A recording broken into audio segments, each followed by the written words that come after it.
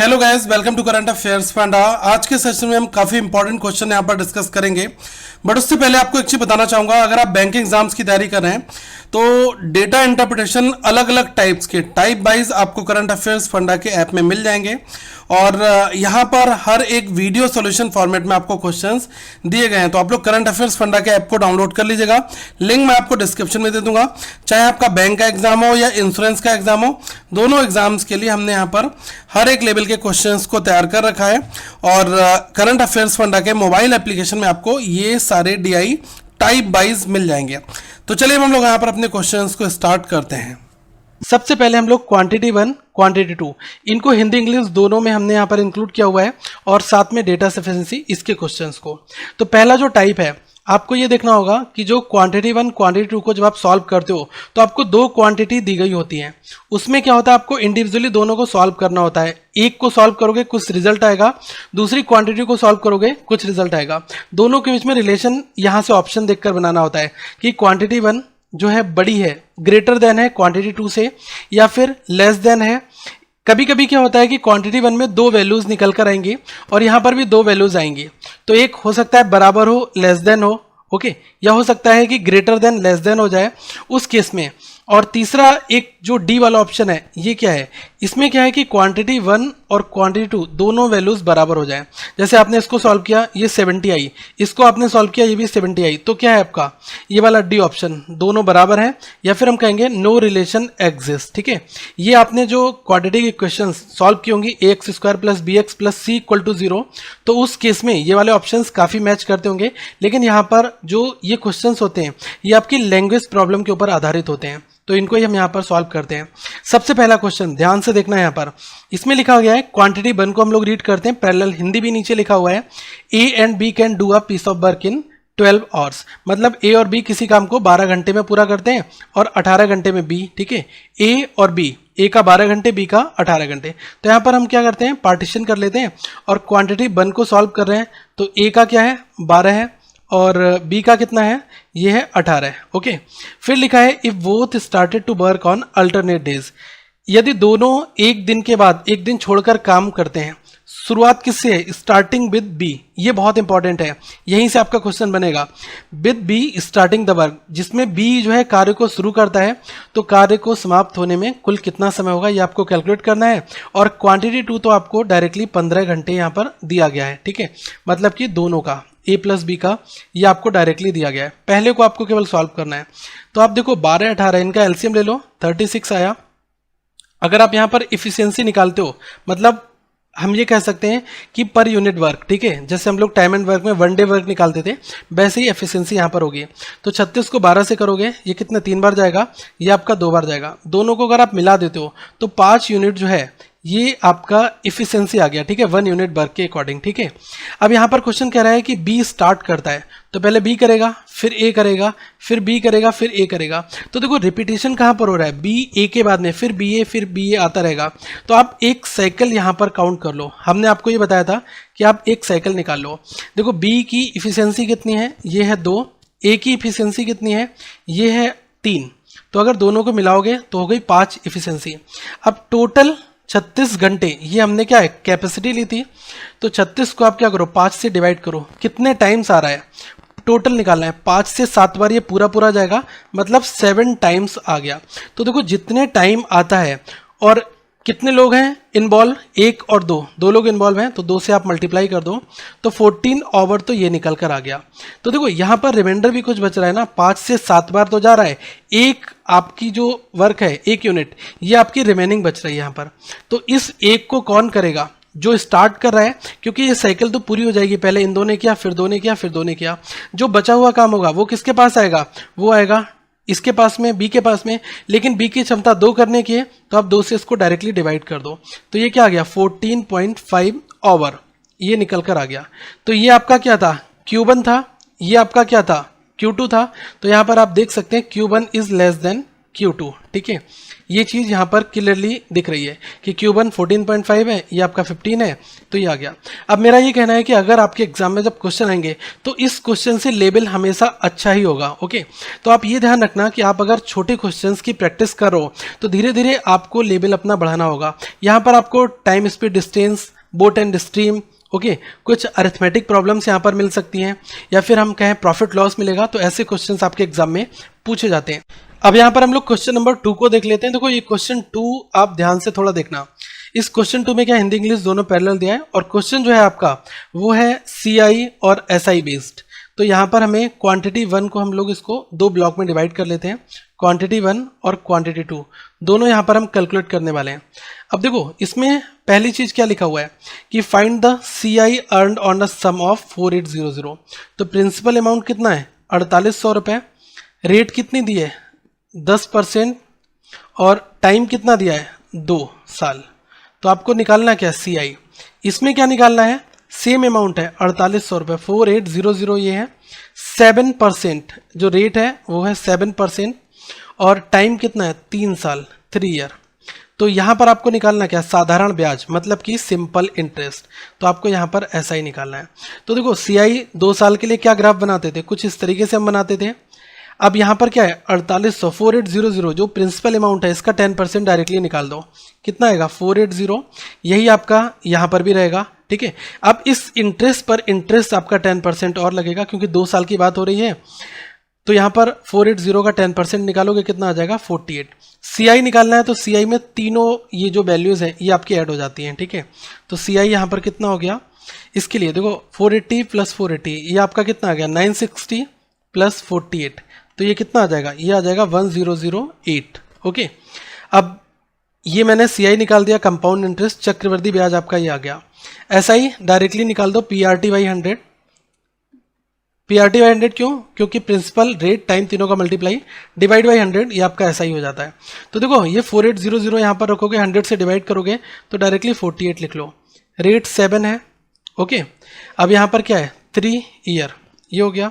तो देखो इन तीनों की मल्टीप्लाई आपस में कर दो, तो ये कितना हमारा आ जाएगा, ये आपका देखो मैं एक एक करके आपको बता रहा हूँ। सबसे पहले अगर मैंने 7 की मल्टीप्लाई 48 से करी तो आएगा 336 इंटू 3 करोगे तो देखो 300 इंटू 3 ये आपका आ गया 900, माइंड में कैलकुलेट करना, 36 इंटू 3 ये कितना है 1008, तो ये आपका 1008 ये आपका इस फॉर्मेट में आएगा SI।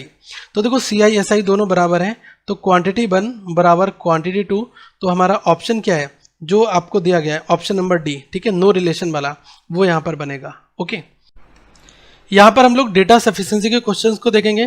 पहले आप ऑप्शन को देख लो, इसमें क्या होता है, हमें 2 स्टेटमेंट दिए हुए हैं, स्टेटमेंट 1, स्टेटमेंट 2।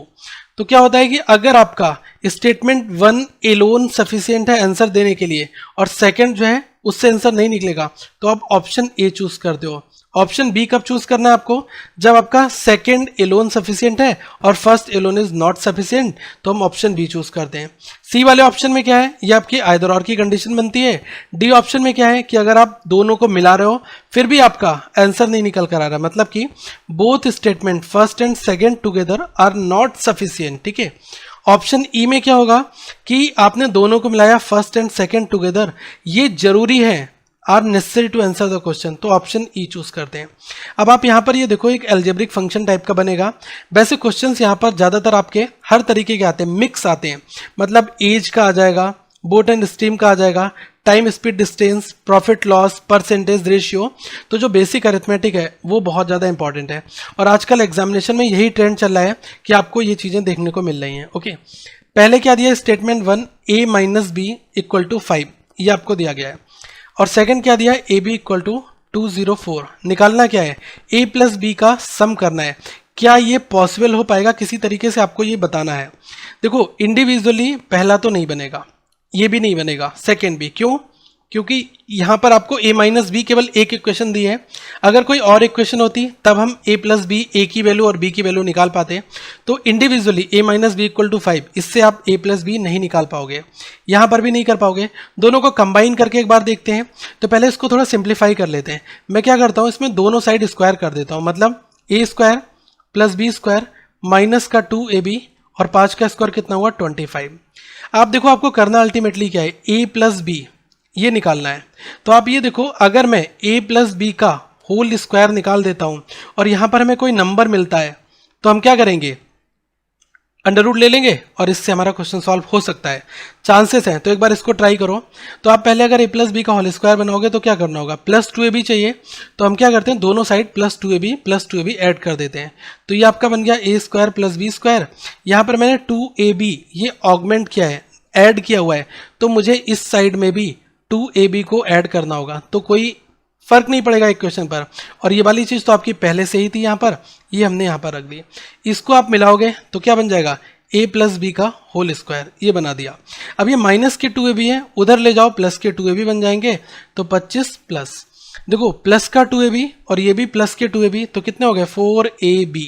अब देखो ab वाली वैल्यू है यहाँ पर, अब आप लाकर ab को रख सकते हो, क्योंकि अभी हम ab को यहाँ पर रखेंगे तो कितना आएगा 25 प्लस 4 इंटू ए बी की वैल्यू 204। तो देखो 204 इंटू 4 मतलब 200 इंटू 4 800, 4 इंटू 4 16, तो ये आ गया 816 प्लस 25, ये कितना आ गया, ये आ गया 841 ए प्लस बी का होल स्क्वायर। और आप सभी को अगर होल स्क्वायर पता है तो ये जो 841 है ये किसका होता है, ये होता है 29 का।